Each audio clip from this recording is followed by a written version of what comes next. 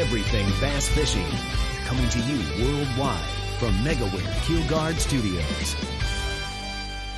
All right, man. Appreciate you all coming back for another episode of BassEdge Radio. That's right, episode number 397. Man, here we are, middle of April, the 15th. It is tax day. This is your tax day episode of BassEdge. So thank you all for checking in. And man, just want to be sure and say that Megaware KeelGuard, big shout out to our primary sponsor and partner here forever here at BassEdge. So thanks again to Megaware for continuing to be on board. And remember, listeners that are just listening to audio right now, we have started YouTube. So be sure to check out our BassEdge YouTube. But if you're just into the audio thing and you're driving down the road, don't be looking at your YouTube. Be sure to just download those via Spotify or Google Play, iTunes, all those great media outlets to download the podcast BassEdge Radio. Man, let's get right down to it. We just had last week a big event happen over at Lake Murray in South Carolina. Man, I am not sure I have ever seen a professional angler. I've seen it on the local side, but from the professional angling standpoint, Anthony Gagliardi chalks up another big W, another national event there at his home lake. He says he doesn't spend a whole lot of time there. I bet he spends more time there than most people, spend probably at their other home lakes. But Anthony Gagliardi, man, he took it down. Won the MLF Bass Pro Tour there, kind of casually making it really kind of into the championship round. But once he got to the championship round, was in position. He had a little over 20 pounds after the first day. So he was in position to kind of make that charge. And charge did he. 27 plus pounds on day 2 of the championship round, man. Just a huge shout out. He won by 4.5 pounds on a 2-day derby. That's pretty significant. Ott Defoe finishing in second place. And dude, I gotta say, how about that fishery? I mean, the weights were phenomenal. If you didn't have 18.5, it was like you weren't on a decent deal, because they were whacking them, man. A lot of guys had 20 plus pound bags. Like I mentioned, if you weren't catching 18 plus, you were in the bottom half of the standings. So it took over, in the knockout round, it took over 18 pounds just to finish in the top half of the field. Or excuse me, the top half of the field, just to get through. And those top 10 anglers, of course, made that championship round. So let's see, the BBT, man, lots going on there. I'm really digging that 5-fish deal. I think you're seeing a lot more movement in and out of the standings as far as throughout the day on Score Tracker, rather than somebody really running away with it. You just always have that chance for that big fish to jump, an angler up from maybe second, third, fourth, or fifth, all the way up into first place. So it's neat to see and fun to watch. I gotta throw this out there. Forward-facing sonar, obviously that's how Gagliardi won the deal, kind of mid-depth, not on the herring spawn, or the blueback spawn, and not really sight fishing, but really using his forward-facing sonar to catch some fish that were either staging to go up to spawn or had just recently post-spawned, and so great shout out to him. But you could catch them almost any way you wanted in that event. Guys were catching them on buzz baits, whopper ploppers, on the shad spawn, which was fun to watch. Watson had a huge day on that. Cliff Crochet had a huge day on that.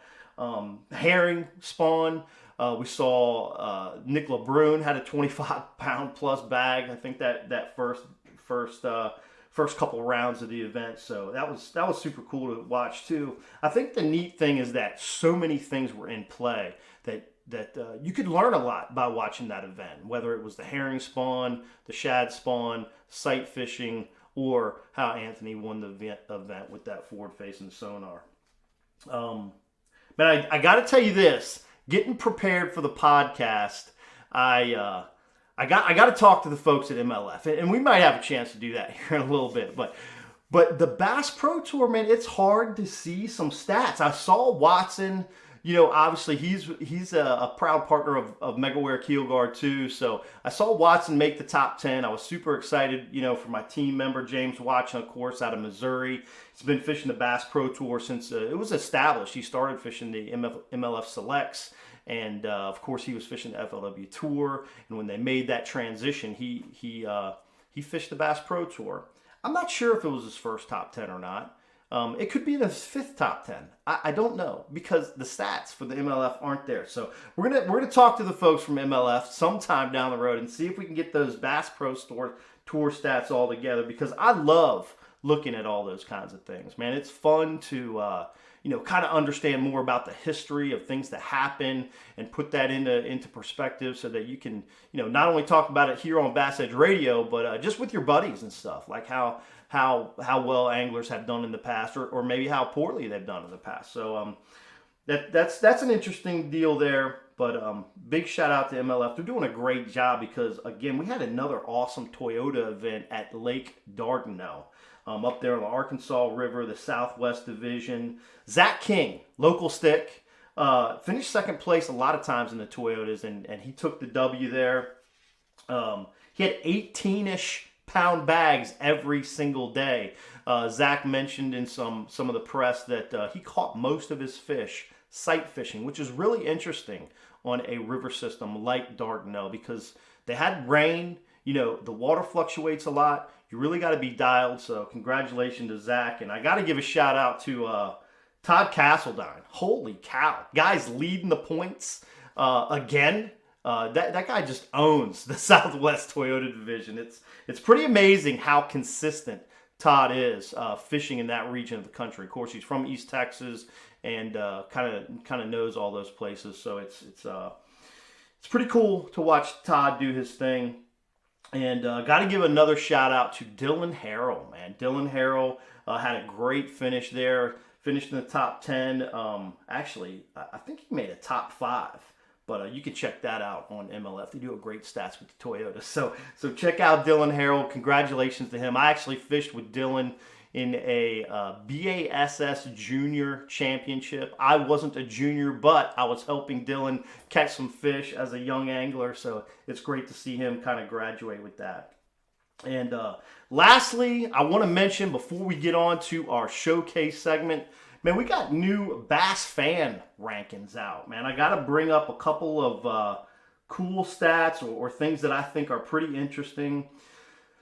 The first thing is, I think this is the first time we've had a father-son in the top 10 of the Bass Fan World Rankings. You got Alton Jones Sr. in 9th, Alton Jones Jr. in 10th.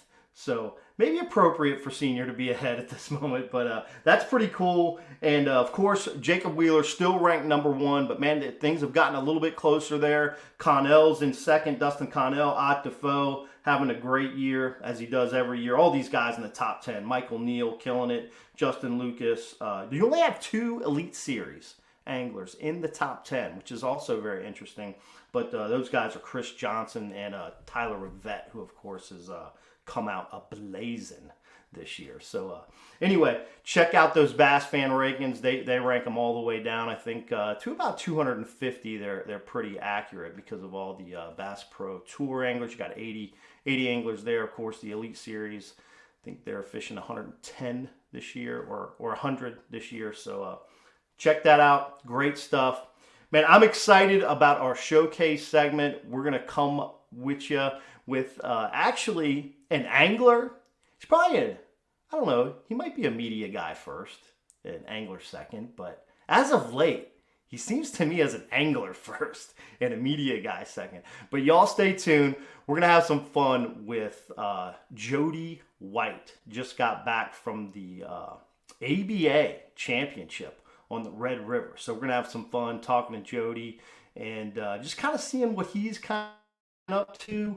And not only that, we're going to find out some things what he believes are maybe some keys to being a great bass angler. Something we all want to be here at BassEdge Radio. All right, y'all stay tuned. We're going to be right back. You know the importance of protecting your investments, so choose the protection the pros pick. Grinding sand, abrasive rocks, and concrete ramps are no match for our patented technology.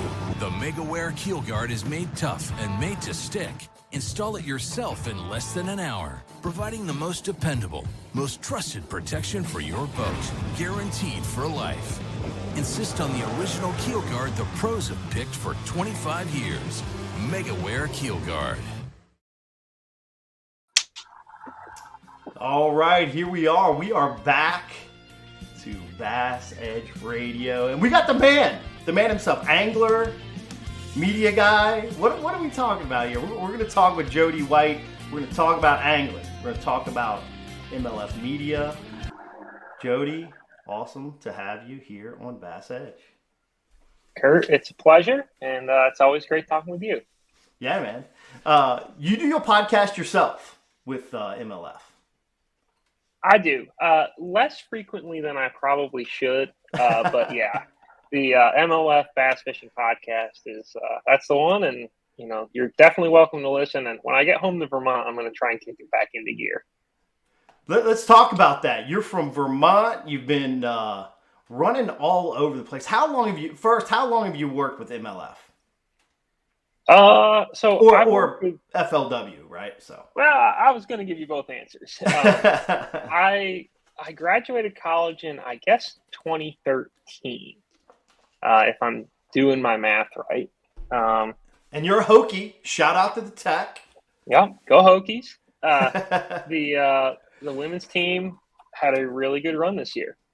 So anyway, I graduated in 2013, and I started working with FLW right out of the gate, basically. And I, did a couple different jobs on my way, through /up/sideways with FLW. And then we got bought by MLF, and I basically stayed doing a similar thing, and I'm still kicking. That's awesome. Talking about doing similar things, obviously being in the media with the bass fishing organization, you're a bass angler at heart. Yeah. Yeah. I got into writing about fishing because I like to fish a lot, not because I like to write a lot. I just sort of started to write about it because, I don't know, I was looking for something to do, and I kind of kept rolling from there. So it's definitely, as far as my job goes, you were talking earlier, like, are you an angler or are you a fisherman? And right. Or are you a writer or are you a fisherman? And my job is media. But if I was doing some other job, I would still be fishing for sure. But I don't think there's really ever a scenario where I'm going to make my money, make my living, making casts. I don't think that's in my future. Well, let's talk about that. Listen, you fish a lot of different local tours. I've seen you at some open events also, but you're a staple at the ABA events in the Northeast. Tell me a little bit about ABA events, kind of, maybe for some folks that don't know, what ABA is or what ABA stands for in their tournament organization. Yeah, so they are definitely a competitor of MLF, but they're it's really similar to a BFL, or a Phoenix Bass Fishing League event. At least the ones I fish. They're a draw tournament. They are 1 day. The championship is a 2-day event for our division. And basically, I fish the New York division because it's local to me, and it also fishes a lot of really fantastic lakes. And I got to fish a full schedule last year. Things actually just worked out. This year, I already know I can't fish a full schedule because the first tournament is on top of the Tackle Warehouse Invitational at the Potomac, and so obviously I got to go work that. Yeah. So got to get the bills paid. Exactly. So it's one of those things where when it all meshes, it's great, and I caught the crap out of them last year. It was fantastic. I don't usually catch them as good as I did. So you qualify for the ABA championship. How do you qualify for the championship through that New York division that you fish? So they tweaked it a little bit this year, I think. But last year, you basically had to finish in the top X in points. Okay. I think it was probably top 5. And then they dropped down a little bit. Like there were some folks who, either couldn't go or something like that, and they filled around a little. But Right. I won AOI in my division. I didn't have to worry about it. I just was like, hey, sweet. Now I get to go to the Red River. AOI, dude, that's a great accomplishment. So any kind of AOI, I don't care if it's a 10-boat club or a 50-boat ABA division or a Toyota series or whatever. Huge accomplishment. And so you qualified to go down to the Red River, the Ray Scott Championship. Yeah. First place wins a boat, and I think it was 30 grand, which wow. I'll go to the Red River for that. I'll take those odds. Yeah. Absolutely. And you've spent some time on the Red River, with your media job, right? So you spent some time there in the past? A little bit. I had been there essentially just on the bank for the first time ever when Tharp won the Forest Wood Cup there. And then we had a college national championship there, and I was actually on the water and covering that one. And I spent most of the time in that down in Pool 4, which, is the pool below takeoff. And I never went to Pool 4 in the tournament. So I can't say that my time there was, tremendously helpful other than knowing that, there was a lot of timber in the water, a lot of stumps. Right. And I could have figured that out online. Yeah, right. So sometimes though, I go to places where I've, been there a lot, seen it a lot. Like I've fished a couple tournaments at the St. Lawrence, and I've covered a lot of tournaments at the St. Lawrence. And honestly, can't say I've ever really used it to my advantage per se, but it's good to have that base of knowledge on a body of water for sure. Sure. Yeah, absolutely. So let's let the cat out of the bag. You finished 6th place at the national championship of the ABA, and some sticks all around. Toby Hartzell ended up winning it, a stick from Oklahoma, I believe Toby's from. And so, dude, how did you put together this? I guess it was kind of, it was just last week. And did you put together like a spawn, pre-spawn, post-spawn? Tell us a little bit about how you caught them. So the story of the event was the weather.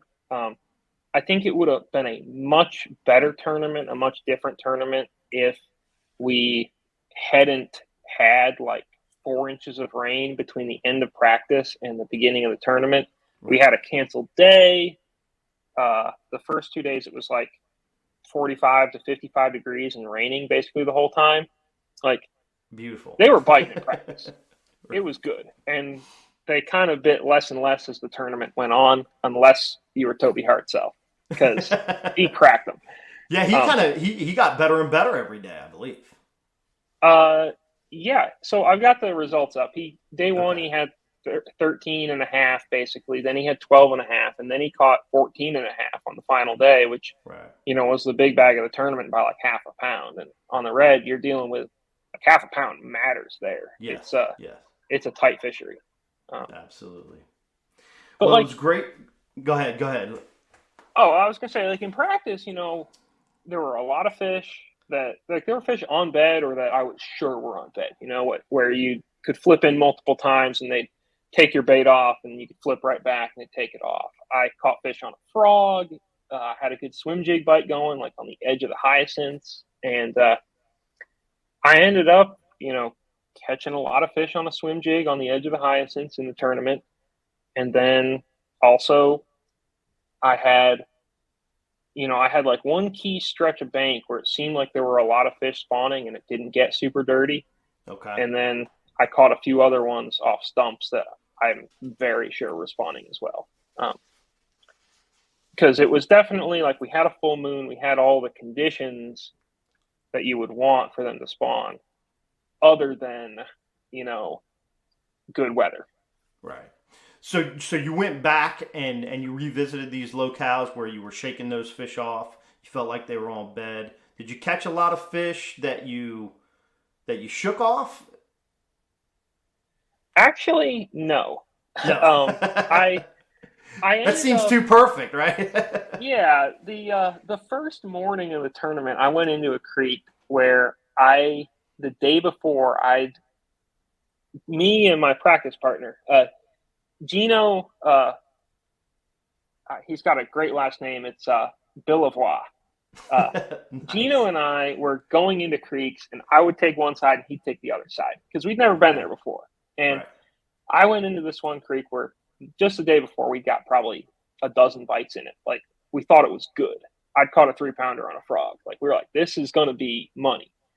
And the water had come up. It was colder. It was dirtier. And I don't have the experience to just say, this is too dirty, I need to leave. I was like, this is okay. I can live in here. I fished it for like an hour and a half, never got a bite. And then that was where sort of the game plan started to fall apart. And I ended up just in 2 areas where it seemed like they had the right stuff. The place where I caught probably the most fish, where I'd shaken them off in practice, I actually shook them off punching hyacinths, like little small patches tucked up near the bank. And then in the tournament, I was setting the hook and like flipping a brush hog to, a patch of reeds or like any little stump that I could see. It was very interesting. I've never fished a tournament where my sunglasses were more important, despite the conditions being absolutely horrible, because the first day in the afternoon, basically anytime I could actually see a stump to throw at that was just, it could be an inch or 3 inches under the water. Right. I had like an hour where I was getting a bite off it. Wow. And like on the Red River, that's invaluable. Yeah, that's real good. Well, it's interesting. You mentioned before you had like 4 inches of rain. That's in the springtime. It's like welcome to the Red River, right? So it's interesting how those things kind of make you adjust and change the fishery throughout. But you were able to kind of adapt and move away from maybe some of the things you had confidence in practice. It sounds like, and capitalize. I finished up practice with 2 areas that I thought were really good. One of them was like just the primary community hole. It's do not dredge.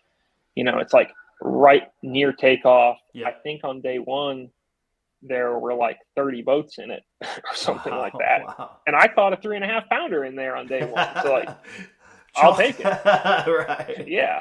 But then the other area I had, it was basically myself in it. It was Hartzell in it, and it was Brett Carnwright, who was leading the tournament through 2 days. Right. And he's from your area too, right? Oh yeah, he's a Plattsburgh guy. He's a Champlain guy. He's very cool. He's always tough on Champlain. He's going to be really tough at the Toyota Series there this spring. But like all 3 of us had apparently found like the deal, and we were all 3 fishing it a little bit differently. I wish I really understood how Toby was fishing it, because he was torching us. But, Brett was really dialed in on the hyacinths, and I caught some on the hyacinths, and then I got like honed in on that flipping bite, and that carried me really far. That's awesome. So both you and Brett were from, Champlain area.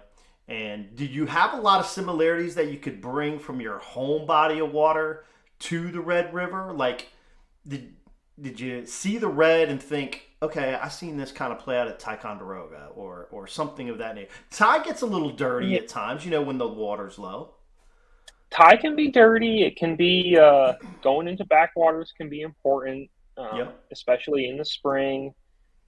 I would say some. It's definitely, we weren't going down there, and we didn't have a slate of fishermen going down who just fished the Great Lakes, right? Like, right. All of us who were there, we've got experience at Ty. We've got experience at some other, kind of grimy places.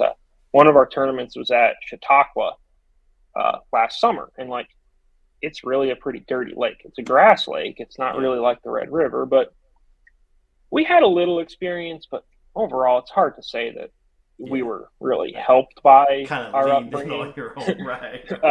We joked about how they were spawning in 2 feet of water, and we were going to bust out the floggers and look for, try and find one, 6 inches down in the mud. But realistically, we were just going down, and we just knew we were going to fish shallow, and we'd done our research, and it worked out well. I don't think that we had a special secret sauce from Ticonderoga. Right. All right. Well, good stuff. Well, congratulations on a huge event, and kind of giving us some insight on some ways to attack some pre-spawn and spawning fisheries, especially river fisheries during that time of year. I think that's going to help a lot of anglers catch some fish. I wanted to ask you this question when we were texting back and forth. I think I mentioned this, or maybe I mentioned it to you on the phone when we were setting this up the other day. But I'm really interested to know, you have hung out with, interviewed, talked so much to the best, some of the best, most of the best anglers in the country.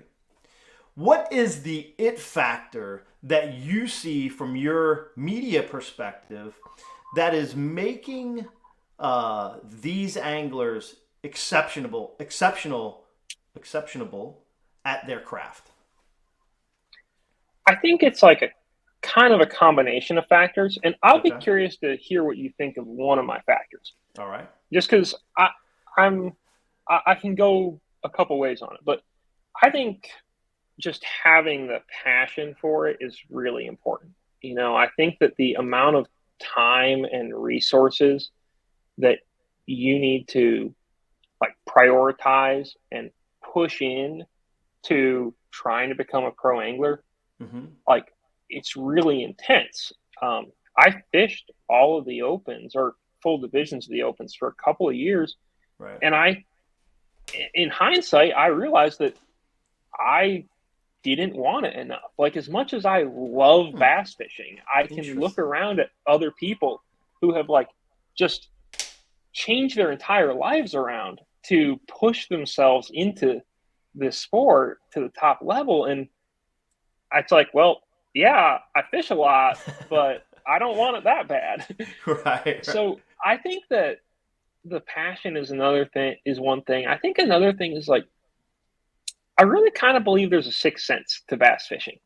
Like, I think there are people who are naturally gifted at it, and you can probably hone it, but I don't know if there's ever a scenario where I could fish as much in a year as Jordan Lee does, or I could fish as much in a year as Matt Becker does, or Dakota Ebert, and be as good as those guys.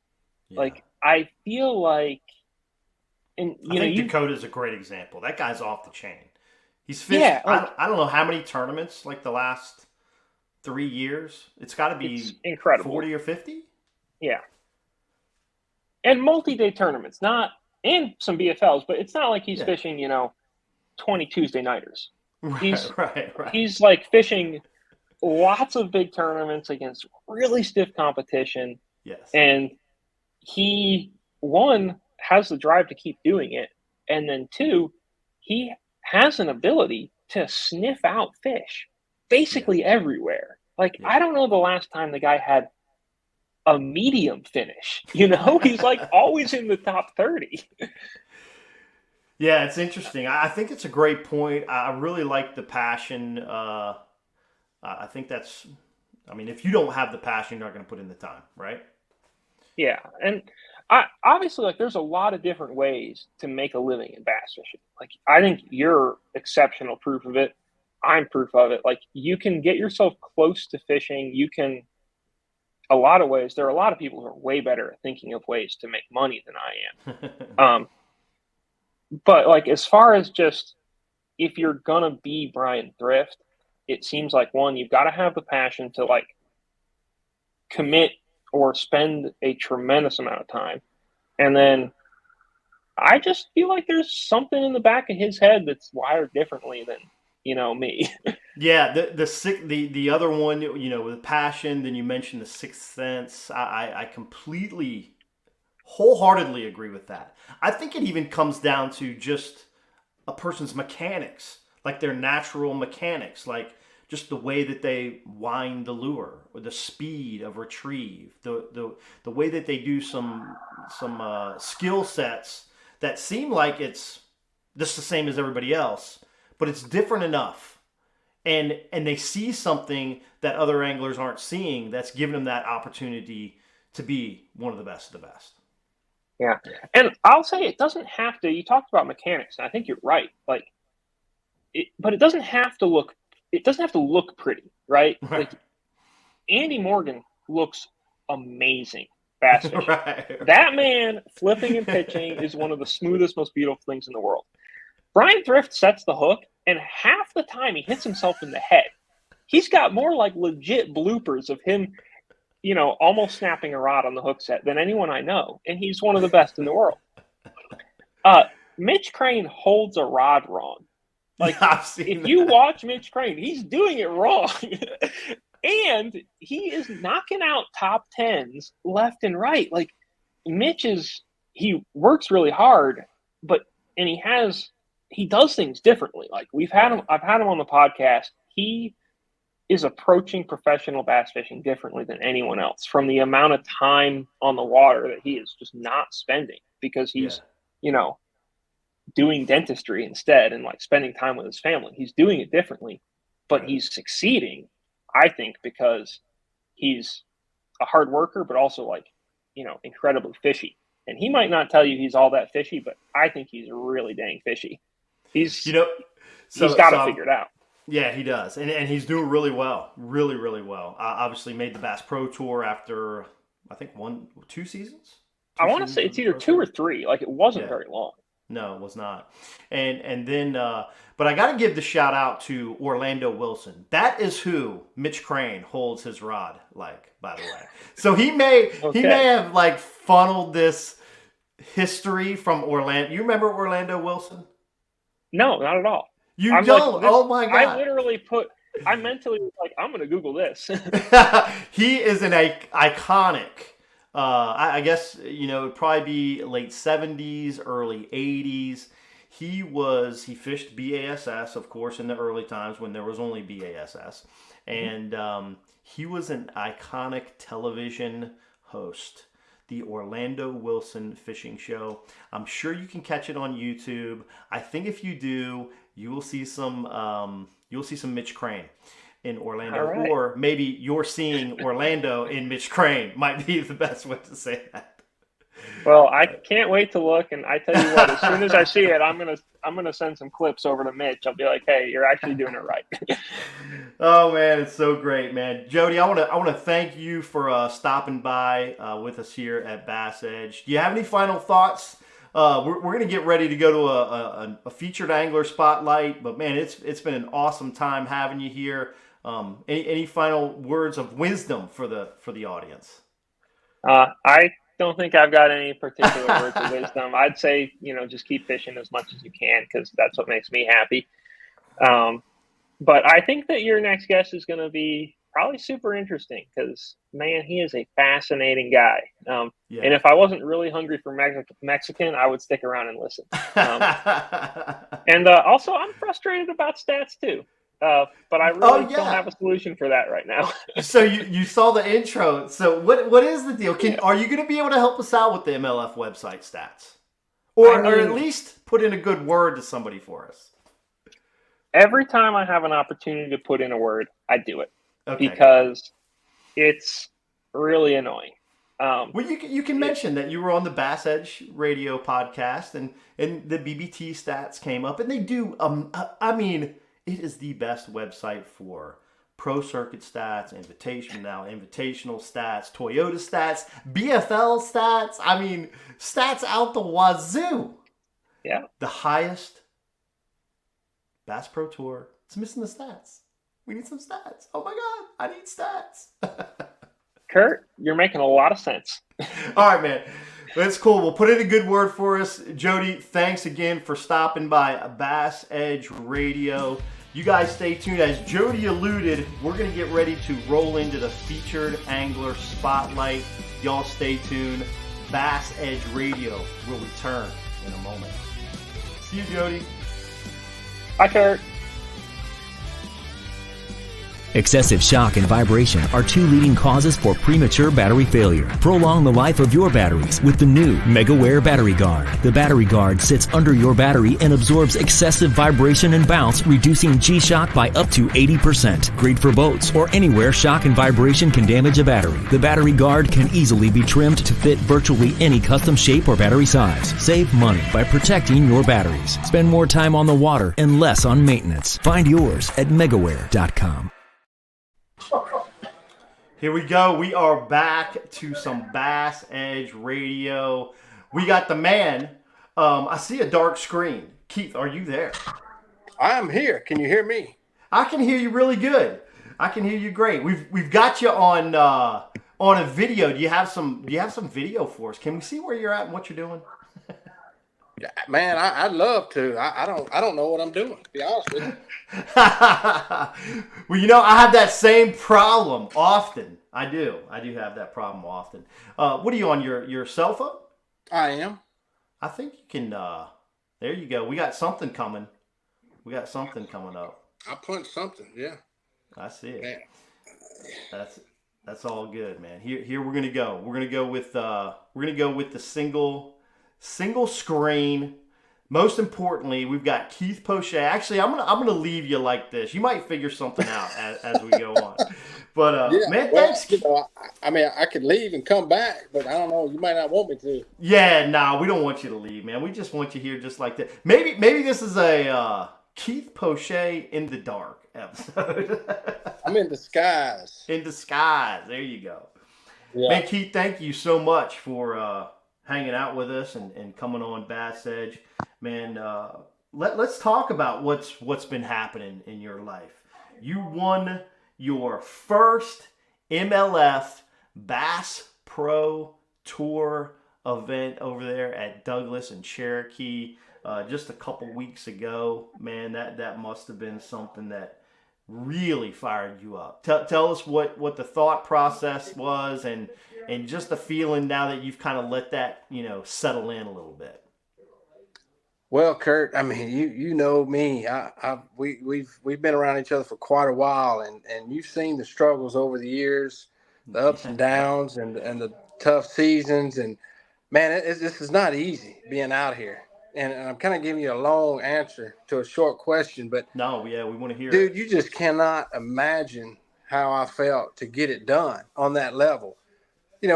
I've been fortunate to have some success on the lower level, and but to get there on a Bass Pro Tour and beat some of the best in the business was really special. Meant a lot. Felt good because they're hard to win. You don't get opportunities very often. I feel like I've missed some opportunities in the past, and you start questioning: is it ever going to happen? Right. When will you close the door on an event that's on that status, on that level? Sure. So yeah, it was very, very emotional and something that it gives me a little bit more confidence in myself and my abilities, and just the all the years of prep and sacrifice. And I mean, you've been a part of this Absolutely. Forever. It's just a grind, man. It's a grind. I mentioned in the last podcast, how excited I was for you and you finally achieving this national tour win. You've had some great wins in the past. Red River last year in the Opens, and you don't get where you're an Elite Series angler and an MLF Bass Pro Tour angler without having major success, right? I mean, you won AOY last year in the Opens division overall. So you've been down the road, but I remember when we were fishing the MLF Selects, and I feel like a part of your maturation in this new discovery over the last couple years of the style of fishing that you're doing with, utilizing the smaller boat, just, concentrating on your instincts, really bringing back from when you began bass fishing, really came from those MLF select events. We were fishing bodies of water that we did not know, and we had to launch the boat and go catch fish. And you relied and did really, really well once you figured this out.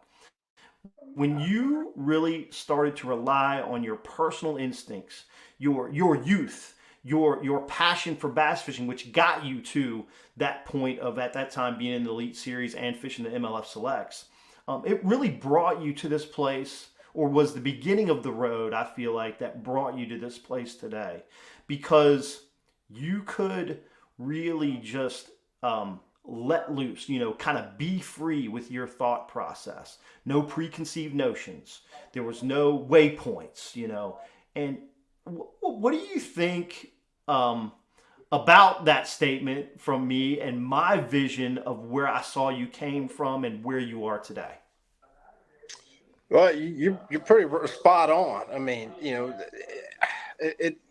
I've always kind of fought that kind of desire to fish that away or gravitate to that kind of stuff. But it wasn't until, fishing the MLF stuff and that no practice and that fishing by the seat of your pants, making those quick decisions really kind of, sparked a little light in me and gave me confidence that what I've always expected, what I always known before, as far as what I think about fishing, how I approach it, really, I mean, it kind of came around. I'm like, man, I can do this. I mean, this is the way I like to fish. This is what I do.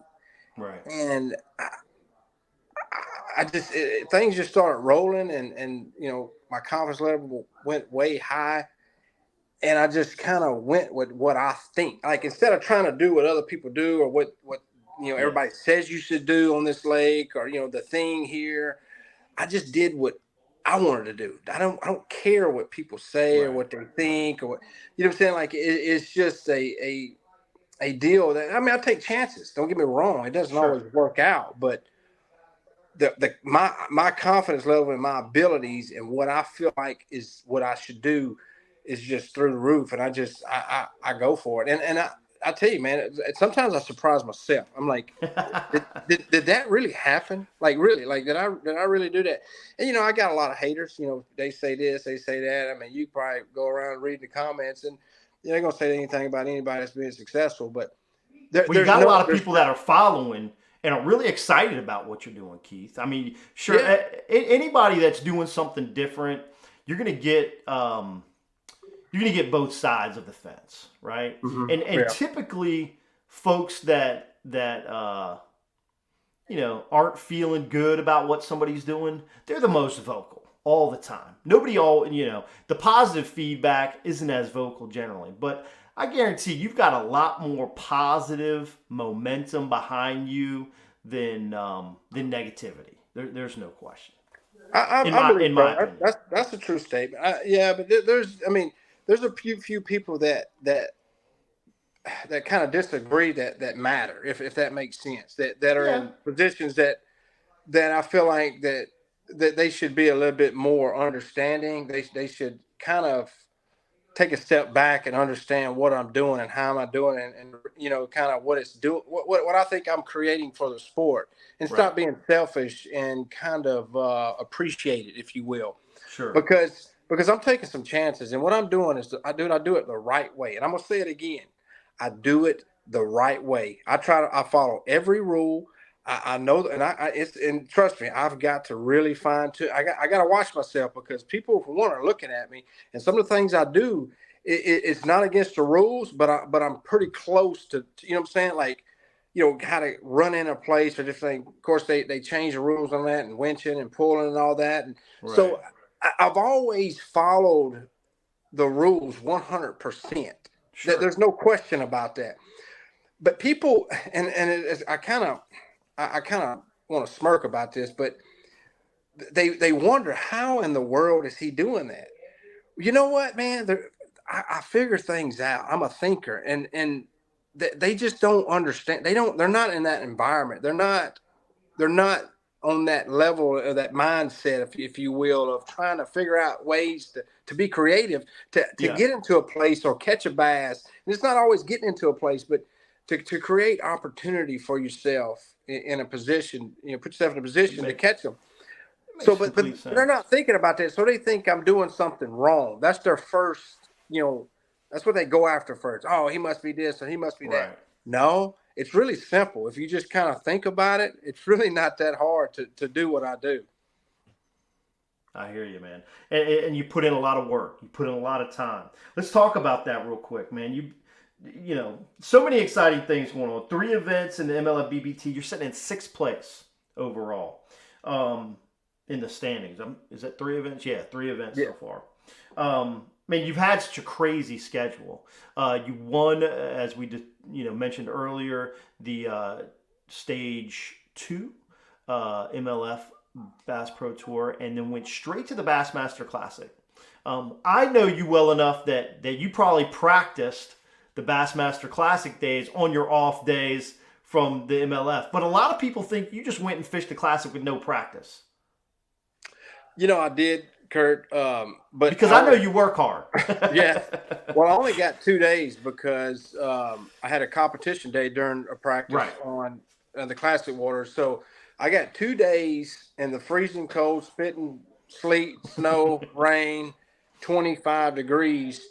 And then we were off, couldn't be on the water for three days or something like that. So, and then they had a Wednesday official practice. And of course I had to miss that because I was fishing knockout round on Cherokee. So, I had 2 days, a week before the tournament started. So I didn't really fish. I just looked. You see what I'm saying? And I felt like it was a waste of time because I kind of knew I'm just going to go shallow. I mean, actually the second day of the event, the first day of the event, I went somewhere that I didn't even look. I went north. I went as far as I can go. They would allow me to go north and fish there till about 10:30, never caught a bass, and then left and went down south and got on, started figuring a few things out. Right. But I just went fishing, man. Really. Yeah. Well, it worked out good. I'm sure coming off of the big high of the win. Probably didn't take anything away from the Classic experience, but it probably, just muddied up everything because you had so much great stuff going on. You're fishing the Bassmaster Classic. You just won $100,000 in your first national win. Man, there was just a lot of positivity going on. So it was kind of cool to see. And, man, watching the Cherokee Douglas event, let's talk about how you go about navigating this shallow water. Obviously, your boat, your setup is a huge part of it, but it can't be everything. When you're running rapids, you're running through small little chutes and areas, and it's not like you live in Tennessee. You're not Ott Defoe living down the road, having a lot of time to figure these things out. And so it's intriguing to me from a knowledge and just educational perspective of how do you go about accessing some of these waterways. First, let me say, go check out Keith's YouTube video. He's got a channel, Off the Grid. He shows some video of him running at Douglas, at Cherokee, and it is freaking amazing footage, Keith. It's just flat out amazing. And that's what brings me to this question. So if you haven't seen that video, you might check it out. How do you figure out how to run that skinny water like that? Yeah, thanks, Kurt. Thanks for promoting a little Off the Grid. That's really a cool deal. I do a lot of good stuff, crazy stuff on there. I have fun with it. But the number one thing I think that besides the equipment, I'll explain that, but it's just experience. Experience running this stuff over the years. I've kind of gotten a little bit more braver and braver and braver. It's because I've kind of eased into stuff, and I kind of testing the waters, if you will, over the years. Right. And I've done it so many times now. I kind I kind of understand. I know my expectations in this boat. I know what I can and can't do. Now I just don't run through anything. I have some limitation. Like I have to draw the line somewhere. I don't want to, injure anybody, but it is pretty sketchy the places I go. But there's a few things that I have on this boat. It's narrow. It's real narrow. I mean, I'm actually running in inches of water. I'm able to jack it all the way up, and I got a bob. What is the draft? You say inches. Is it 2-inch, 3-inch, 5-inch? Where are you at on plane, boat official, cameraman? How shallow can you run with that kind of weight?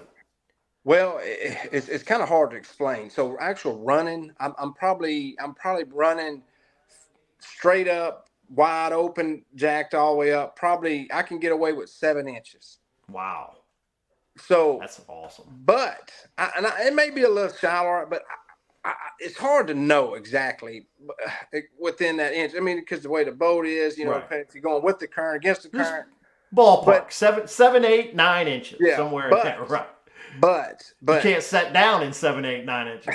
No, but let me explain to you what I do and how I do it. So I'm jacked up all the way. I'm winding that way, and it's spraying up water because half the prop is hitting the water. Right, I'm slapping, right. Pop, pop, pop, pop. Well, when I get to a bad spot, I got so much momentum because I'm going fast. I'll start trimming up, and it's almost I'm trimming out of pop, pop, pop, pop, pop, wah, wah, wah, wah, wah, wah. But what I do is I lift the motor up. I lose traction. It's still slapping a little bit, but I can run in about 4 to 3 then because I'm trimming up, but I lose steering, and I'm not gaining because the motor's not all the way in the water, but my momentum gets me past that particular spot. That shallow spot that you try to traverse through. I immediately trim back down. I get back in it. Okay. But there's times where it's like hump deep, like boo, boo, boo, like real fast. Like I'm trimming up and down, and you got to time it just right. But it allows you to kick that motor up and get right back in it through that one little shoal, little ridge or something, or rock little deal. You just trim it out. And it's bah, bah, bah, bah, bah, bah, bah, and you get right back in it. That's cool. But the Bob's low water pickup allows me to continue to have water pressure even though the motor's out of the water. Gotcha. Yeah. And so basically you're running a lot of the shallow riffs, I would call them. You're running these shallow riffs by sound.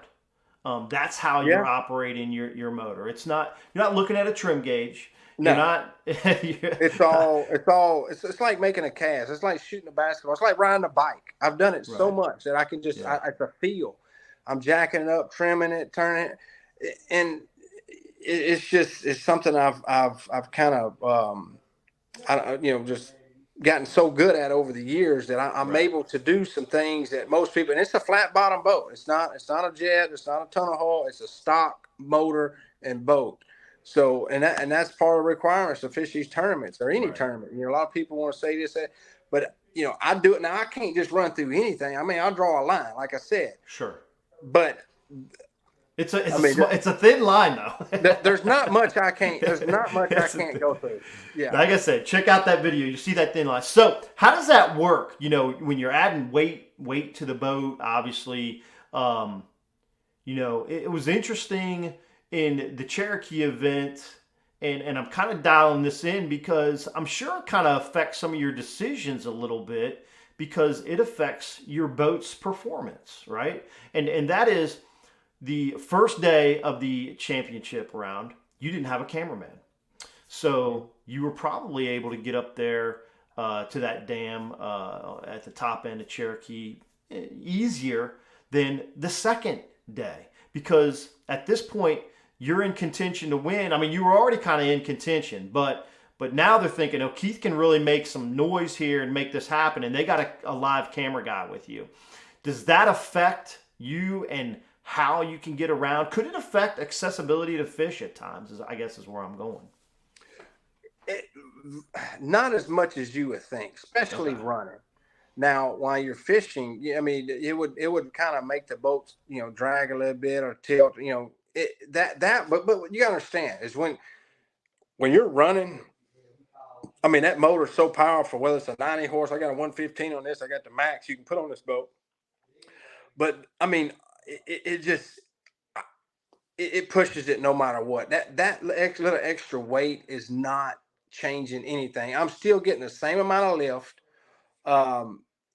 Almost it would help in a way, because a lot of times you like, sometimes the cameraman, they'll sit on like on the cooler, like toward the front deck. You see what I'm saying? Like in some boats, like even while you're running, you got your boat official next to you, and he's sitting on the cooler before you step on the front. And we're back. Can you hear me now? Yeah, I can hear you. Can you see me? I can see you. I can see you and hear you. Yeah. We might have to cut an edit on this, but so far, man, it's been a great interview. Let's go back for the listeners. Let's bring it back to where we were talking about. I think it went away when I was asking if more weight, the cameraman, the final day, now you got a marshal and a cameraman, and does it affect your maneuverability? Can it affect you accessing fish? Not as much as you think. It does to an extent while I'm fishing, when the boat stops, but typically running, it's not that big of a deal, because that motor is really pushing that boat. I'm still getting the lift, but especially like when the cameraman sits like on the cooler, like before you walk up to the front deck, and I got my marshal next to him, but the cameraman sits like kind of up front. What that does, it gives a little weight to the bow, which gets the back up and gives me a little more lift. So that's good. It almost helps in a way. Right. I mean, I don't know. That's cool. That's why I mount all my batteries, everything up front. Most of the weight's up front, because you want your back light so you can get the motor up out of the water. Right, so let's put it. I just saw a video about Icon bass boats. You heard of the new bass boats called Icon? Jacob Wheeler. Yeah, I've heard about it. I don't know anything, as far as. Well, let me just tell you, the price tag is $140,000. It's $106,000, I think, base price. I've actually seen these boats. They're freaking cool boats, man. They've got some really great innovations. But where I'm going with this is, what's it cost for Keith Poche's Gator Tracks all set up, all in? What's the cost for a Gator Tracks the way Keith Poche runs it on the Bass Pro Tour? Well, of course, the Gator Tracks, it's a really well-built boat, and they give you a lifetime hull warranty. And my boat now, the 18-foot with the 115, you're looking in the 50s. I mean, it's still kind of pricey, but it's not 106. Well, but it's got everything. It's got depth finders, power poles, it's got hydraulic jack plate, 36-volt trolling motor. Right. It's decked out for a John boat. I mean, it's like the souped up John boat. So, but it's a really well built boat. It runs extremely well. You wouldn't believe how well it takes on waves and how well it runs in rough water. You'll get some spray, and I mean, whatever. You got to you got to give and take. You know what I'm saying? Yeah. That's one of the things you got to give on. I mean, you just get a little spray, but it's not a big deal. But the boat runs amazing. But yeah, it's not over $100,000. Right. Well, that's cool. So an economy buy in the bass boat world. Absolutely, and you can still be competitive. You can still do whatever you want out of it. I mean, it's just that you can hunt out of it. I mean, they'll design the boat however you want it. Right. And that's kind of why.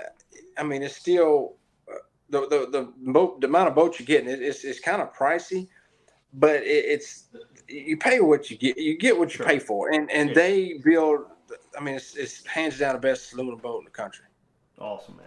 All right, yeah. So I'm really glad we broke that down. I was interested to hear about the run-in, the performance aspect, how it affected your fishing, because that can come into play when you're fishing for that much money. You know, that can jam things up a little bit. But let's talk about the actual fishing now. You know, that first day, you know, of the championship round, you make it through that round. You're in the second day or the final day of the tournament. You ran up to the dam the first day to qualify for that top 10 round. Did you think that you could catch the 18 plus pounds that you caught the fight, or was it 19, 18 or 19? 19. 19. I know it was high 18s and 19. I remember you called one there at the end. I couldn't remember the total, but so 19 pounds, which is a monster sack on Cherokee. Did you think it had that potential after the first day? Did you make any changes in your tackle, the way you approached that piece of cover, that piece of structure, the dam there, that enabled you to catch a 19-pound bag the second day and win the tournament? So let me just kind of give you a little backstory, and I don't want to go too long with it, but I didn't even practice Cherokee. Right. My thinking is if I can't get through Douglas, there's no point in worrying about Cherokee. With the exception is that I've been there before. I was there last year for a Bass Open. Yep. About the same time, and I fished up there, so I already knew what lived up there. I caught almost 18 pounds. I weighed in almost 18 pounds of smallmouth in the tournament, the Bass Open. It was a 2-day event because that one day was canceled due to the weather. Right. But so in the back of my mind, I'm like, you know, if I can make it to Cherokee, I might have a chance. So I devoted all my time into Douglas to make sure I had a good couple of days over there to get over there. So knowing what lives up there, I didn't run directly up there right off. I kind of worked my way up there. I got up the river, but started fishing, you know, a few little stretches and making sure I still knew how to run it. I just didn't go, you know, wide open through all that stuff. And you know, because I mean, things change, you know, some logs may get washed in, or who knows, you know, somebody may move some rocks. I mean, you never know. I mean, that's been known to happen this day and time. So I kind of fished my way, and I caught a good scoreboard that helped me, you know, that first day. It was like a 3-pound something smallmouth. Then I got almost to the bad stuff, and I kind of ran up there and I looked at it, kind of, you know, not going all the way. And then I wheeled around and I said, all right, boat official, hang on. We about to hit it. You know what I'm saying? If we're going to make it, we got to go through that little spot, and we're about to find out. And I made it no problem. You know, it was just I just didn't just run all the way and got up there. But once I got up there, I went to work, and it was a nasty rainy day, and I tied on the same bait I caught them last year on. It's a Berkeley 4-inch hollow belly, 3/8 ounce head. You know, it was a sexy shad color, and I just went to work. I started catching them. It was kind of slow, and I was like, maybe they don't literally. Maybe I got lucky last year. Well, you know, I had a Berkeley crankbait, so I was kind of doing a 1-2 punch. I would throw the swim bait, and then I'd come back through with the crankbait. And they ate the crankbait a little bit, I mean, pretty decent that day, but I lost some. I'm like, man, I just hate hooking fish on treble, especially a smallmouth. They're so mean and erratic. That's crazy, yeah. So I caught enough to survive the day, and I lost, like I said, a couple good ones, and I didn't get to see them. They jumped way out. So going up there day 2, you had a good idea that you could increase. Yeah. If things went good and you landed what bit, Keith's got a chance to win. Kurt, I didn't know. I didn't know how many, if I caught them all. I didn't know if there was any more. I just know I'd lost some. I'm like, that's all I got. I didn't practice. That's all I have. I mean, and it got me to a 3rd place standings going into the final day. I'm like, you know, hey, it's either meant to be or it's not. And it was an amazing day. I tell you, man, it was really, really special. And, you know, you can relate to that. I know you've had those days, and it's something you really can't explain. I mean, I didn't lose any, and I got just enough the right bites to get it done, man. And there's no room for error. I mean, these guys are so good. You really have to maximize and make the most out of what's in front of you and get it done. And I was just very fortunate to do it that day. That was awesome. Awesome. All right. Hey, Keith, man, thanks for breaking that down. We're going to take a quick break. We're going to power pole down here for a moment. Keith Poche is going to be back with us right after this, man. Some intriguing discussions. We're going to talk next about Murray a little bit. Keith Poche, second in earnings right now in the 2023 Bass Pro Tour Series. Y'all stay tuned. We're going to be right back.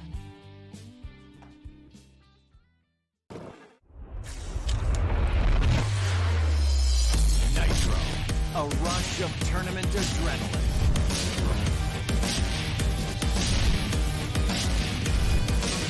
Nitro, the choice of champion, where performance meets play.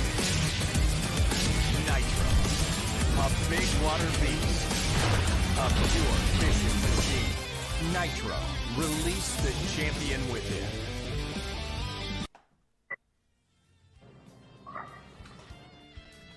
Welcome back. Welcome back. Radio. Chatting with Keith Poche. Keith, we're going to take it down to the next step, man. We're gonna talk about Murray, how you attacked Murray. You got another good check. You made the knockout round at the next event. Dude, you've been rolling right here, right? I don't know, add it all up. I was mentioning before the show, but it was, I think you're probably in about 150,000 already earnings this year, and it's the middle of April, man. You got a chance to really make some big noise this year. So again, sitting in 6th place in the Bass Pro Tour standings. How did you attack Lake Murray? I talked about it a little bit in the beginning of the show. Gagliardi dude is wreckable out there on that lake, man. He's won over $800,000 on the fishery, but you won 10 grand. This past week. So tell us how you got it done, and with the mindset of the getting to backwaters, doing the river thing, fishing inaccessible water. Did you keep that in play this week or last week, I should say? And how did that break down for you? So I'd first like to say, man, I'm really happy that Anthony Gagliardi, he got it. He got the win. That was awesome to see him. I'm happy for him. He's a great dude, and just want to throw that out there. But yeah, so Murray, been there a few times, and I've done okay there, but never really caught him good. But so yeah, first off, I'm doing my thing. I'm gonna go up the river, go as far as I can go, and actually, I went to the next dam up there. I got all the way up. Let's redo Cherokee. Hey, worked last week. Let's so we can keep it rolling. When I got up there were so many people on the bank fishing. I don't even think I could have made a cast anywhere. Like right below, they like throwing lines out, snagging fish, and I don't even know what they're fishing for. But there were so many people up there that it was just kind of like I can't. There's no way. There was no room. I mean, they were right at the dam. But I fished all up that river. There's a lot of good backwaters. I actually won a select championship up there in one of the river. I can't remember. I think it was the left fork, but middle of the summer, hot, caught them on a frog. We was kind of stuck to that zone, so I really didn't have a choice. I had to fish that area. But so having some history there and doing what I do, I kind of ran through some of that stuff, and I was getting some bites. Things were rolling, and I felt all right with it. Then I went down lake. I was like, I got to go down lake. I always do that. I first want to look up, see what's going on. I caught some fish, but I'm like, man, it's a long ways, and I just didn't get quite enough that I really like. Let's talk about that real quick. Let's break that down. So you're way up the river, kind of visiting some history a little bit. Mm-hmm. And then you go down lake and you kind of change your focus a little bit. Explain to people what the difference in conditions are, in the springtime when you're way up the river like that versus what you found when you went down lake and started looking at a different section of the body of water. So yeah, I mean, things got to be right, especially up a river like this. I mean, being in the spring, we get a lot of rain this time of the year, and it can really trash an area. It happened to me at the Classic. I was on a pretty good bite, and it got pretty muddy. But so yeah, I mean, water condition, the water height, especially being way up a river, the level fluctuates a lot, because it's real narrow up there. When they start dumping a lot of water from another dam or something, the conditions can change drastically, and so you're kind of at the mercy of the weather and the generating guy who ready to push the button and release some water. So, and that can really make things difficult, because what it does, it really floods I mean, the woods almost, and the fish kind of get scattered and they go way back where even I can't go. So yeah, I mean, it makes it a little bit more difficult, and so things kind of really got to play out perfectly. And I think they had a big drawdown that this past year too, which kind of pulls the fish out of that kind of stuff. And I don't know if they really made it fully back up in those areas yet, just because it stayed down so long, and a lot of those fish probably migrated way out and into other more stable areas that they can feel more comfortable in. But being in the spring and knowing and understanding that there's a lot of big fish in Murray, I had to go look down south too, because I like to bed fish. And man, was I surprised, dude! There was big old fish laid up everywhere. I was like, holy moly! Thank God I came down here, because I would have missed the deal. So I fish down the lake. Actually, I fished the actual dam, the south dam, and where deep water is down on the lake. I fished all 3 days down there. Nice. And I had a really good tuna. I almost had an opportunity, I mean, it's real tight. Of course, I finished like 22nd, but I mean, I wasn't far off from making a top 10. I was like 1 or 2 good bites away, and 4-pound bites. And there were a lot of those to be had. I mean, guys were catching good fish left and right. I mean, if you didn't have 18, 19, you really weren't sniffing a whole lot of press. Yeah, no. So I mean, it's a really good lake. It's fishing really good, and I was very thankful to have the finish I had. I wasn't on any shad spawn or whatever, herring bite. I mean, guys may be doing that. I stayed shallow still, but just in the main lake. I did what I like to do. I bed fished. I went some places that you can't get a big boat underneath some docks, and back behind marinas and stuff like that. That played a little. So I still kind of lean on my strategy, but in the main lake, there's always a little something, a little sneak hole that you can get in. Sure. Even though it ain't way up the river. So you just got to find them and look for them, and just use your head a little bit and understand where a big boat can't get. Yeah. And I saw that on live a little bit. I saw you get under a couple of dock walkways and stuff like that. Mm-hmm. You would have never got a glass boat under there. So that was cool to see. That was cool to see another signature move from the small boat master. So Keith, let's break on down. Anglers fishing right now.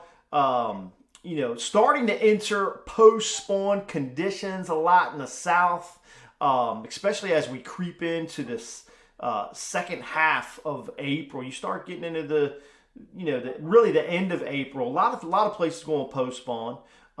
Still some mid belt of the country, I think, obviously still spawning, and they haven't even sniffed the dirt up there in New York and Michigan yet. But how do you like to approach some post-spawn strategies?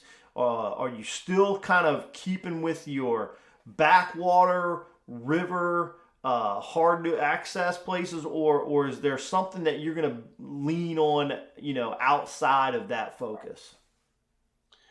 Well, there's a couple things go. I mean, as far as post-spawn, moving there's still some fry garters, and I don't know if you're talking about after that, but even after a spawn, there's bucks that are still guarding fry, which depending where you are in the country, a buck can get 3 pounds or so.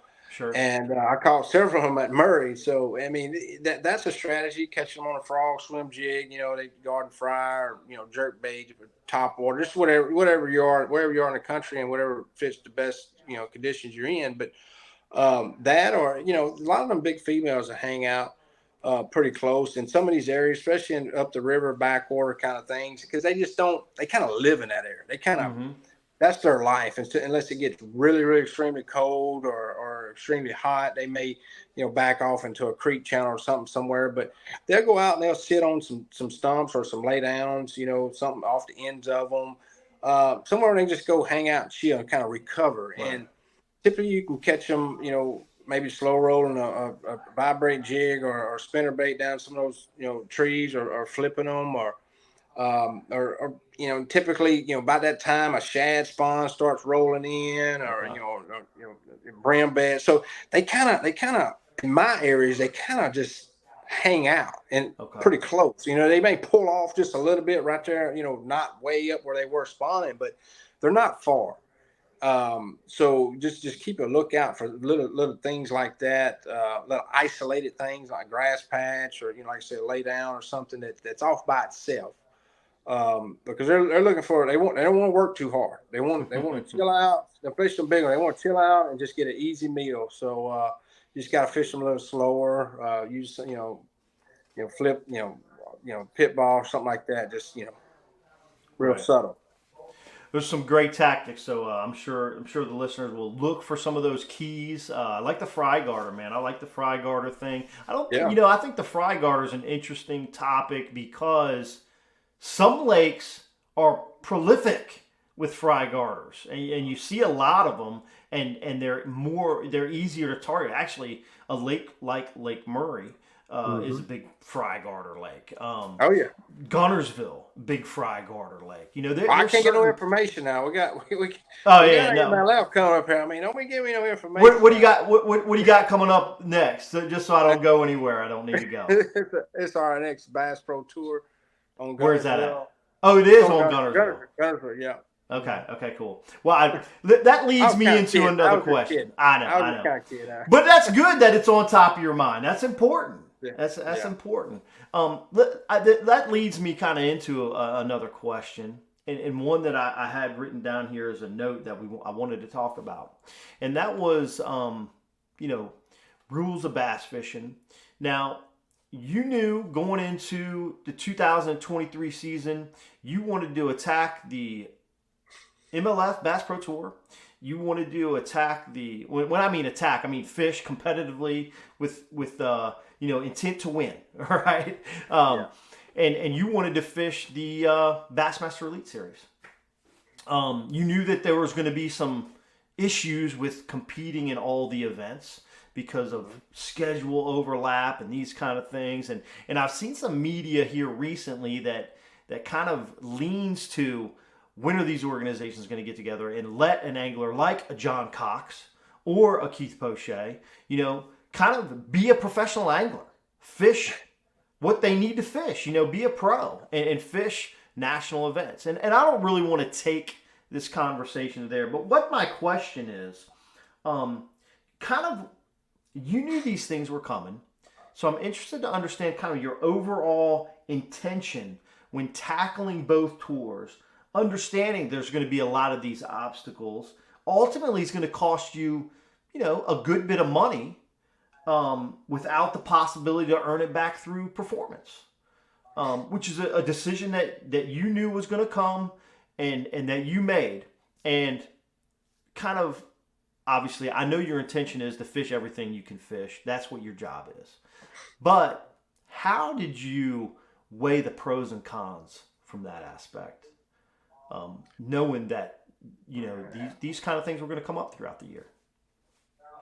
It was a hard decision. It really was. I didn't take it lightly, and I don't want anybody to think I did, because there's been a lot of talk. There's been some chatter about this or that.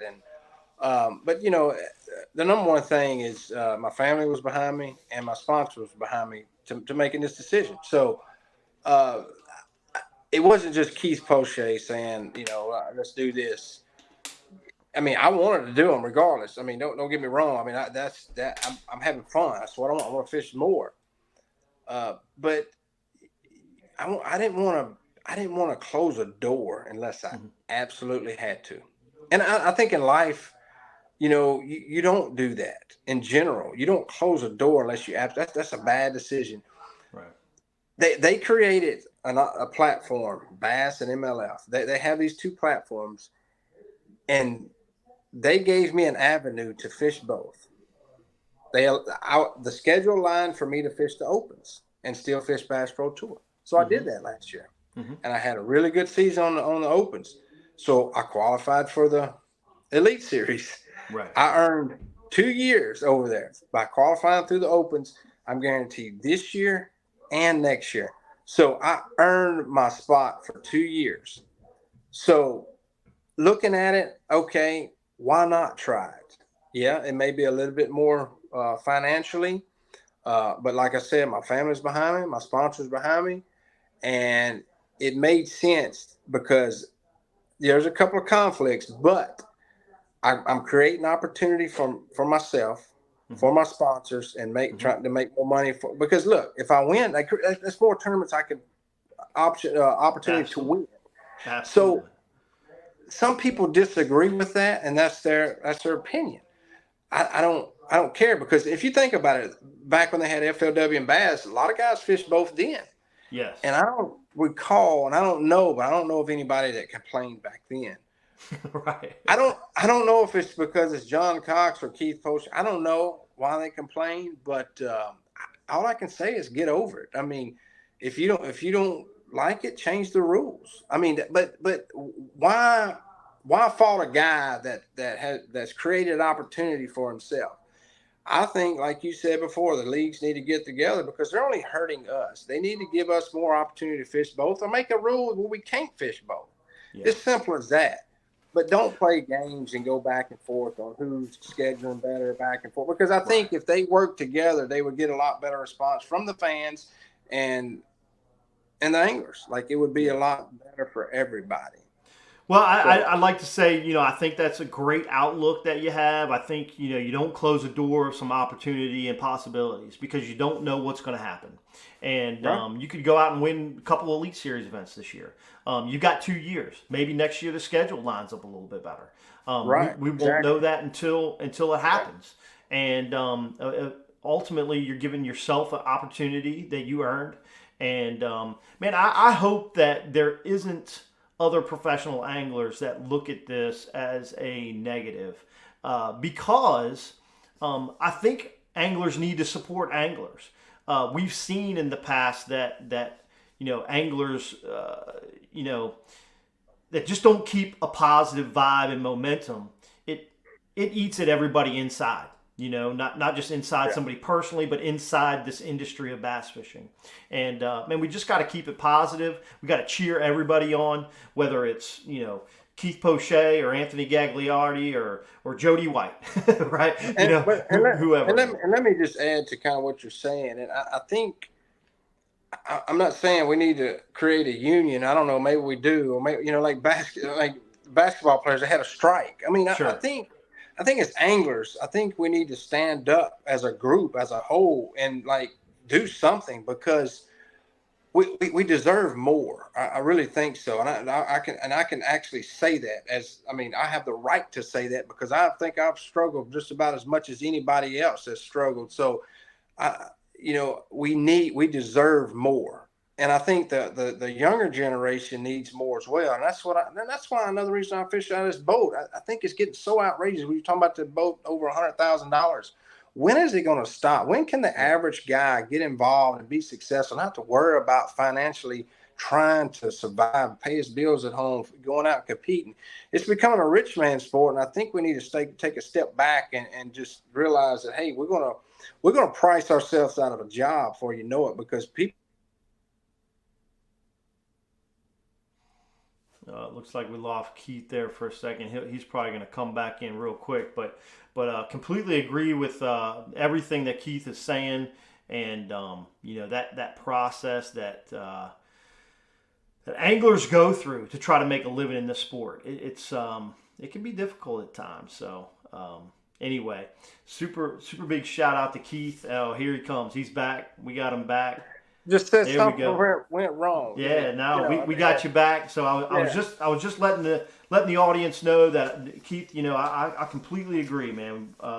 We as anglers, we as individuals, we have fans of this sport, just need to be positive and, just cheer everybody on with all their opportunities that they have. I don't know what was the last thing you heard? I said that you got.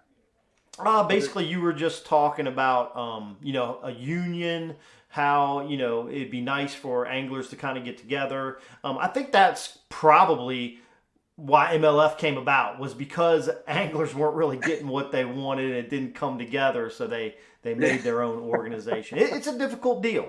Even if the NFL goes on strike, which we've seen in history, they bring in other players.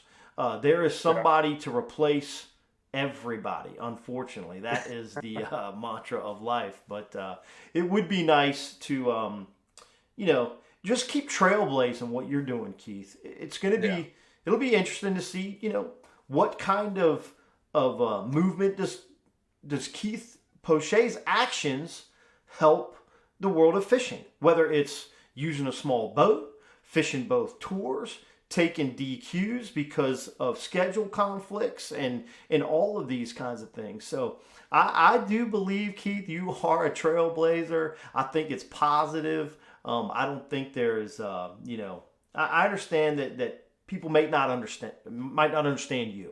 Well, I wish they would take the time, because they would be pleasantly surprised on the type of person I am. I think some people got the complete wrong idea about me. And if they really knew the truth and what my passions were and how I feel about everything, they may be surprised. I think there's a Hall of Famer now, and a Hall of Famer inductee that had some of this happen in his career. Mike Iaconelli, a friend of mine. Mike went through a period where you heard more negativity about Mike than you did positivity. Ultimately, Mike had a lot more positive vibes behind him, even though the negativity was louder. And you look at how he's carried himself, you look at how you carry yourself, and how people that have a passion for this game carry themselves in the sport. Ultimately, people see what's inside their heart and their soul and their mind, and we love it. And because we love the same thing, we love the sport of bass fishing, and that's why Mike Iaconelli's going into Hall of Fame. That's why Keith Poche is a trailblazer right now. So it's cool stuff. Keith, man, it's been awesome to have you on the podcast. Want to give you a chance to just give it any kind of shout outs you want to, or kind of some concluding thoughts here of our featured angler spotlight with MLF, BPT, and BASS Elite Series Pro Keith Poche. What do you got for the audience? Man, just stay positive. It doesn't matter what you do in life, whether it's fishing, whether it's if you want to be an architect or a lawyer, or if you want to cut grass for a living, just be positive. Seriously, enjoy what you do, and that's where you truly are going to find happiness. Don't want to be something you're not, because you're going to be miserable. Just enjoy what you got, make the most of it, and life is just going to come to you. Yeah, I couldn't agree more. Well, Keith, like I say, it's been great to have you on the podcast, and we'll be watching you in your events to come. Take care, brother. Great having you here. You guys, we're going to have a quick break in just a moment. We're going to be back with some final thoughts here on BassEdge.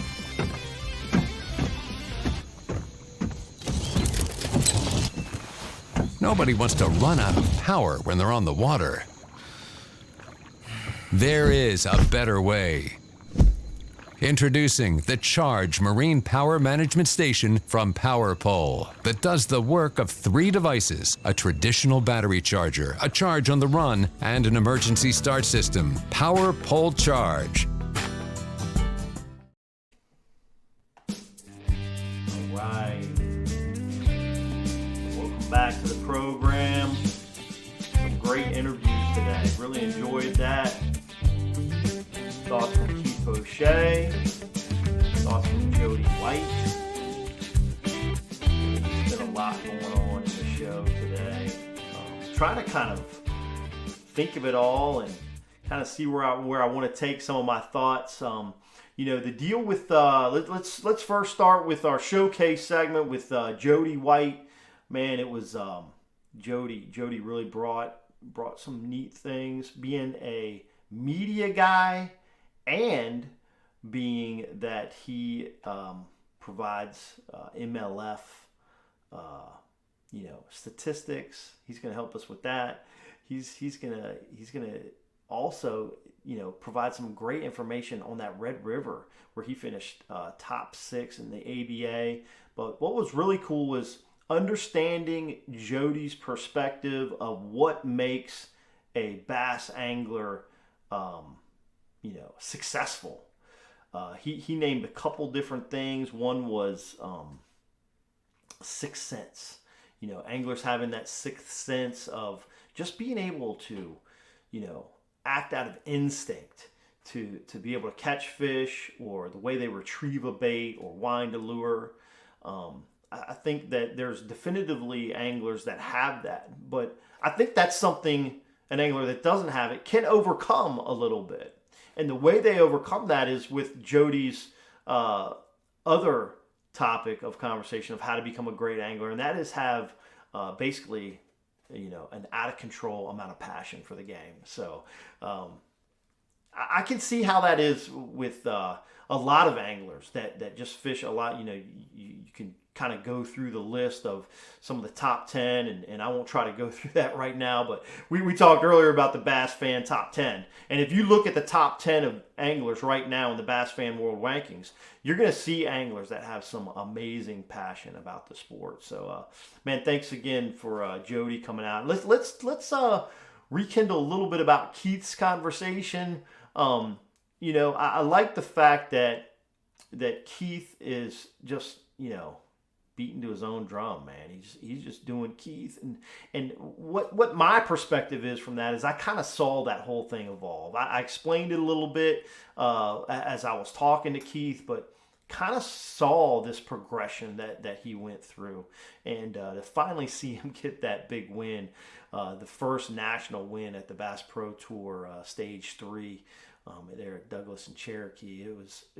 I saw his emotion. I think we all saw his emotion, and it was just great to see a guy that's worked hard, pushed the limits, but worked really hard and had found success in the sport his own way. So big shout out to Keith, and lastly, I want to say that I like how I call him a trailblazer, because he is right now. I mean, he's doing things that other people aren't willing to do, can't do, but Keith's able to do it. And he's really pushing the envelope on not only some fishing tactics and the way he's accessing waters to do well in events, but also with the administration of tournament bass fishing, essentially. I want all pros to fish what they want to fish, that they qualify for, and maybe we'll see somewhere down the road where that's possible. Last year was possible just from schedules, but it would be nice to see some effort put behind it, not just luck from the organizations. Let a pro be a pro. He doesn't have to be X type of pro or Y type of pro. Just let him go fish the national events that he's qualified for. That would be great to see somewhere down the line. So let me close this out with a couple of other quick notes. Going on right now, actually today, check out the finals of the Bassmaster Open over there in Toledo Bend. They are wrapping that tournament up today. It should be a blowout style of event with just, all kinds of things going on over there, from shad spawn and sight fish to deep fish or dock fishing. It should be just all over the map. The MLF Invitational Series is up at Eufaula in Oklahoma. We haven't seen a big national tournament there in Eufaula since a BASS Elite Series, which was actually a rescheduled event that ended up getting put on Eufaula that Tommy Biffle won. So it'll be interesting to see how things go down at Eufaula. That event will conclude on the 16th of April. And then you got two big Toyota's events going on. Interesting to see, obviously, the California Delta. They had one last month in March. Now they'll have one here in April, kind of see what those weights are. But the one I'm really looking forward to see is the Kentucky Lake event, and how is Kentucky Lake? What's the health of Kentucky Lake? It's probably going to be more of a shallow-oriented event, maybe some flipping, pitching, possibly some sight fishing. So they won't be deep. But will the carp have an effect in this event? And that'll be interesting to see. And then finally, the big national event this month in the last half of April is the Elite Series at Lake Murray. How is the lake going to react from the Bass Pro Tour, where we saw some giant weights, some big fish? How is it going to react, and what changes are we going to be able to see from a pattern perspective to this Elite Series event? It's going to be taking place April 20th through 23rd. Will there still be a shad spawn going on? Will there still be a blueback herring spawn going on? Will there still be some sight fish? It's going to be fun to watch. I love to see how a lake progresses. You can learn so much by watching both of these events. And if you didn't watch the Bass Pro Tour event, maybe go back, check it out, get ready for this Elite Series event. It's going to really be able to give us all a good look at just, how a lake progresses in the springtime. So, man, wish you all a great second half of April. We're going to see you at the next episode number 399. Episode 399. Coming up on 400 here pretty soon. But maybe we'll get Aaron Martin back on for episode 400. But appreciate y'all being here. Don't forget to like, subscribe, and leave a comment down below. Or leave a rating for us if you're listening to us too on audio only there, like Google Play, iTunes, Spotify, any of those. We'd love to hear your feedback. Y'all take care. I'm out of here. Adios from BassEdge Radio.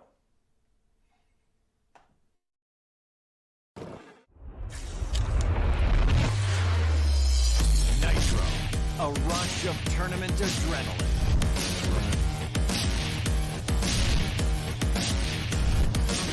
Nitro, the choice of champion, where performance meets play. Nitro, a big water beast, a pure fishing machine. Nitro, release the champion within.